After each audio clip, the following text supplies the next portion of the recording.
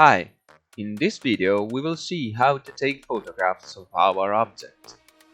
We will need a smartphone or camera, a marker, link in description, an object to be photographed, but make sure it is opaque. In fact, it is not possible to reliably generate models of shiny or reflective objects.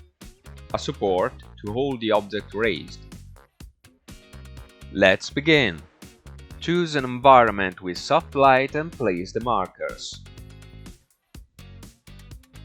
Position them as to leave the necessary space for the object in the center. Measure and note the distance between the marker. We will need it later. Then, place the object in the center.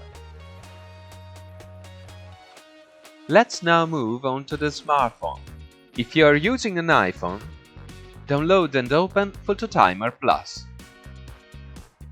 Then, set the number of photos to 40 and press Take Photos.